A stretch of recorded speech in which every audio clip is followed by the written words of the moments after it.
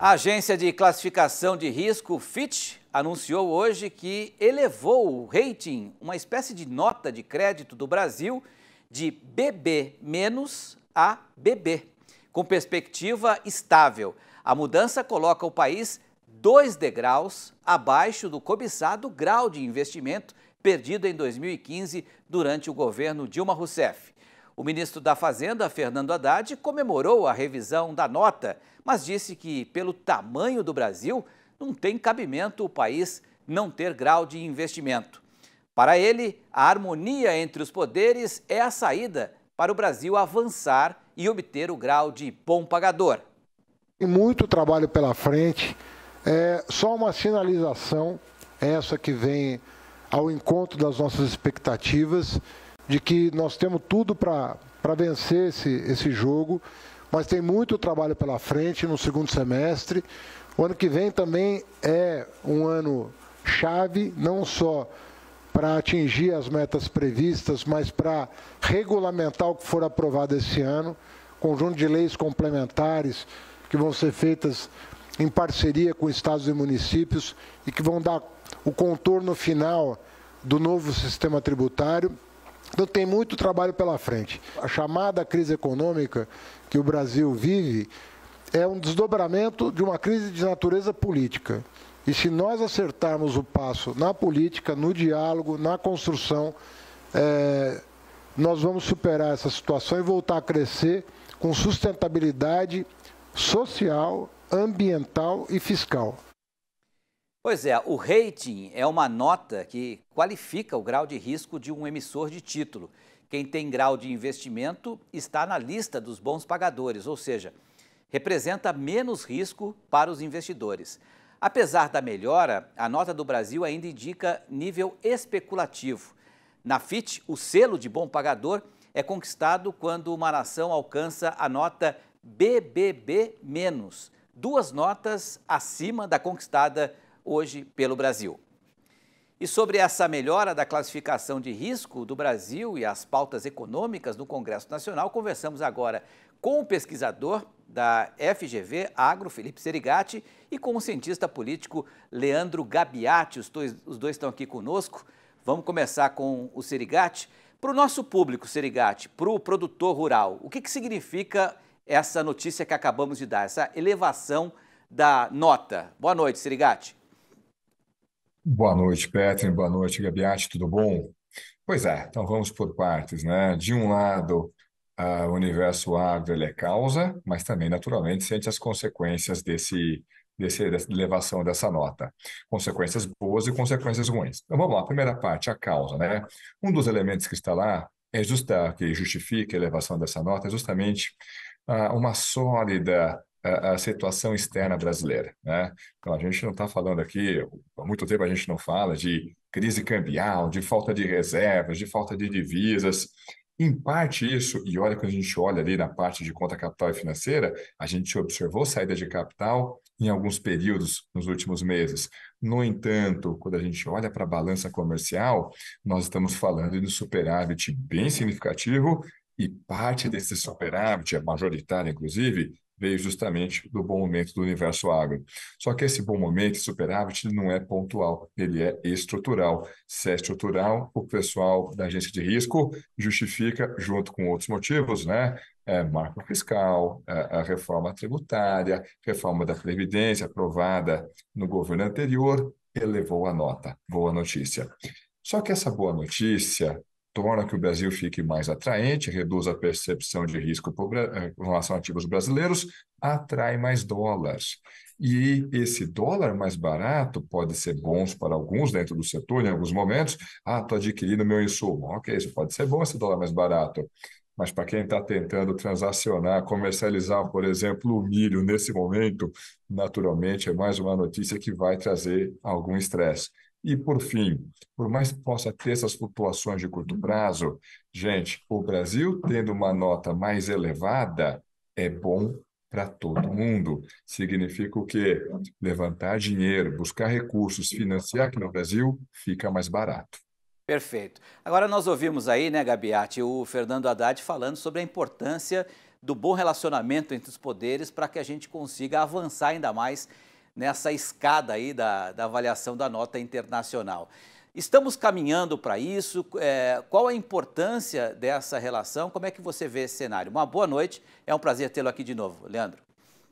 Grande Petrin, Serigati, boa noite, é um prazer falar com vocês novamente. Então, vamos lá, tem uma questão aqui importante. O ministro Haddad é ministro da Fazenda, exerce um cargo técnico, mas ele não deixa de ser um político, né, na sua essência. Então, quando ele destaca esse bom relacionamento, essa harmonia entre os poderes, indiretamente o que ele está fazendo é dar uma cutucada no governo anterior. A gente lembra, e aqui nós não analisamos o mérito, né, da questão, simplesmente nos focamos nos fatos, e o governo anterior se caracterizou, de alguma forma, pela crítica e, às vezes, até pelo confronto, né, na relação com outros poderes. Então, o que o Haddad tenta destacar desse governo e, ao mesmo tempo, criticar o governo anterior é justamente essa harmonia positiva, que, logicamente, não é só a harmonia entre os poderes que traz bons resultados ou boas notícias. Até o Felipe aqui estava explicando para nós justamente, né, uma conjunção de fatores estruturais e conjunturais, né? Mas a explicação do ministro Haddad, né, com um pouco de picardia política até, ele atribui a esse bom momento da política brasileira, em que é uma harmonia ou um diálogo, vamos dizer assim, entre Congresso, entre Poder Executivo e entre Poder Judiciário. Agora, para ter essa harmonia, Gabiati, o Lula está tendo dificuldades, né, para atrair o Centrão, que cobra aí ministérios, né, e o Lula já disse que deve fazer algumas modificações, mas ele que vai mandar e vai abrir mão daquele ministério que ele entender que seja aceitável. Diante desse quadro, como é que você vê essa relação com o Congresso Nacional, essa pressão? E você acredita que, por exemplo, né, o ministro do Ministério do Desenvolvimento Agrário, Paulo Teixeira, e o Fávaro, no Ministério da Agricultura, eles correm algum tipo de risco na sua avaliação ou não? Vamos lá, Petrin. Quando o Lula escalou o ministério entre dezembro e janeiro, todos nós observamos que você tinha um desequilíbrio claro entre Senado e Câmara. O Senado estava sobre-representado e a Câmara estava subrepresentada. Então, a partir de fevereiro ou março, quando começou a funcionar o Congresso, quem está aqui em Brasília observando a política percebeu e até sinalizou que seria necessária uma primeira reforma ministerial para reequilibrar o jogo, né, nessa relação executiva e legislativa. A questão seria saber quando. Especulava-se, né, entre março, depois se falou depois da Páscoa, depois passou-se a falar antes de junho, antes do recesso, não vai ser depois do recesso. O que Lula vem fazendo, na verdade, é um jogo de estica e puxa, ou seja, ele sabe que em algum momento, ou sabia que em algum momento teria que fazer uma reforma ministerial. A questão é o timing. Se ele perde o controle do timing, ele perde o controle do jogo. O que ele está fazendo com esse estica e puxa de colocar um limite aqui e ali é justamente tentar controlar o tempo das mudanças. Ele que quer controlar justamente quem manda dentro do governo dele. Então é por isso que a gente tem essa questão de ida e volta de um ministério A, B ou C. Agora, vamos para as boas notícias de alguma forma. O ministro Fávaro é um dos destaques na esplanada, vem tendo uma gestão elogiada, não tem criado problemas, ao contrário, tem trazido boas notícias, tem resolvido os problemas que têm surgido com gripe aviária, exportação de carne, né? Teve um papel positivo em todos os fóruns internacionais que tem passado. Então, o ministro Fávaro é a boa notícia da esplanada. A gente entende que ele não corre risco nessa reforma ministerial. Desenvolvimento agrário, eu acho que não é um ministério que chame muito a atenção desses partidos de centro e de centro-direita. Então, ninguém vai querer. O ministro Paulo Teixeira também acho que também não está ameaçado nesses movimentos de esplanada.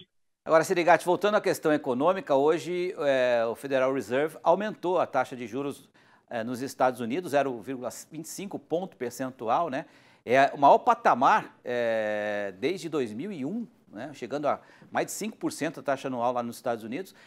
Qual é a relação que isso tem, qual o impacto que isso tem, por exemplo, né, para a agropecuária aqui no Brasil e principalmente com o câmbio, né? Porque normalmente quando sobe a taxa de juros lá, sobe o dólar aqui, e a gente viu exatamente o contrário.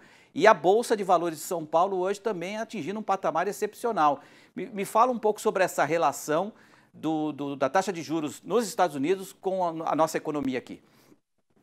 Pois é, né? O dia teve algumas oscilações, seja no mercado acionário, seja no mercado cambial, né? A gente começa o dia com a indicação, ou o desejo, né, da indicação do Lula, né, de indicar o Márcio Postman para presidir o IBGE, coisa que o mercado olhou, não gostou muito, falou, opa, isso daqui não é exatamente coerente com a agenda, né, minimamente mais liberal, né? E aí a gente viu o dólar subindo. Só que aí veio o anúncio da Fitch, né, elevando a nota brasileira. E aí vimos o dólar caindo, a bolsa reagindo muito bem. Só que com relação à decisão da taxa dos Estados Unidos, por que não houve reação? Porque isso aí já estava completamente especificado. Então o mercado já sabia, o Banco Central dos Estados Unidos já tinha sinalizado, ó, gente, na reunião, final de julho, eu vou dar 0,25 pontos, e aí vou parar para observar mais uma vez. O que eu vou fazer na próxima reunião vai depender de como vierem os números. Talvez eu dê mais um aumento, talvez eu pare por aqui. Vai depender de como vier os próximos números. Em outras palavras, provavelmente a gente vai ver mais movimento na próxima reunião do que nessa. Nessa reunião, o movimento estava já completamente precificado. Perfeito. Alguma colocação final que vocês gostariam de fazer para a gente encerrar essa excelente análise aí dos dois?